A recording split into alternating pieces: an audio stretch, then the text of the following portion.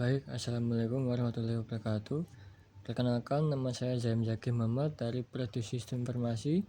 Di sini saya akan menjelaskan tentang identifikasi dan analisis risiko proyek sistem informasi.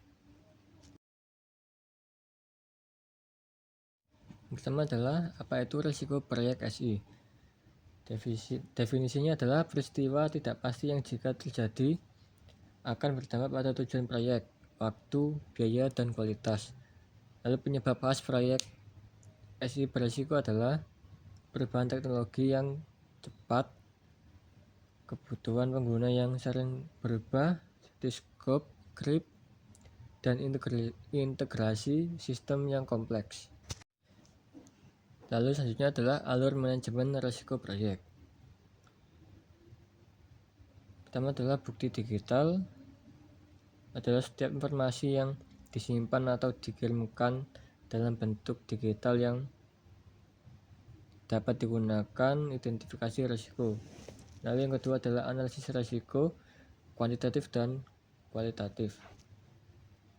Lalu yang ketiga adalah perencanaan respon. Yang keempat, monitoring sebagai alat bukti dalam suatu proses hukum atau investigasi insiden.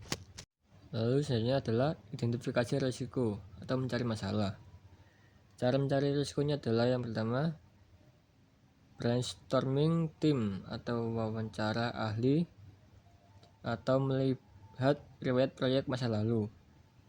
Lalu kategori risiko IT, yang pertama adalah risiko teknis seperti bug parah, hardware tidak kompatibel.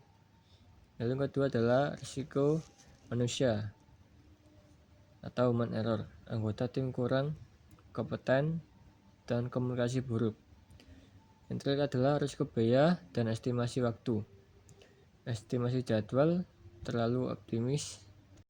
Lalu selanjutnya adalah analisis risiko menggunakan matriks probabilitas dan dampak atau probability dan impact matrix. Probabilitas seberapa besar kemungkinan risiko itu terjadi.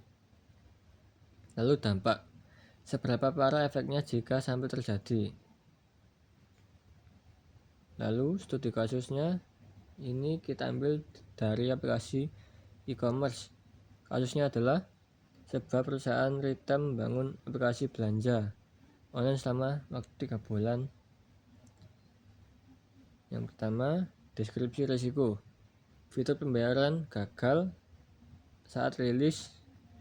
Lalu probabilitasnya 2 kecil. Dampaknya 5 sangat fatal dampaknya ya. Lalu skor risikonya adalah 10, statusnya medium. Yang kedua, kalian minta tambahan fitur di tengah jalan.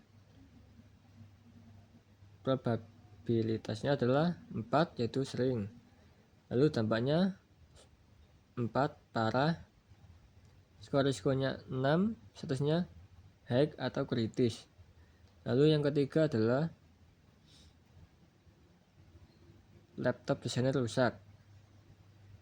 Probabilitasnya 2 atau jarang. Dampaknya 2, ringan. Skor risikonya adalah 4, lalu statusnya adalah low. Lalu bagaimana cara merespon risiko? Pertama adalah avoid atau hindari, mengubah rencana agar risiko tidak terjadi atau mengantisipasi. Yang kedua adalah mitigate atau kurangi, melakukan backup data atau testing berkala untuk memperkecil dampak risiko. Lalu transfer atau alihkan, menggunakan asuransi atau pihak ketiga, outsourcing. Lalu yang terakhir adalah accept atau diterima, menerima risiko jika biayanya terlalu kecil. Kesimpulannya adalah manajemen risiko bukan untuk menakut-nakuti, melainkan memastikan proyek selesai tepat waktu, tepat budget, dan sesuai dengan kualitas yang ada atau standar yang ada.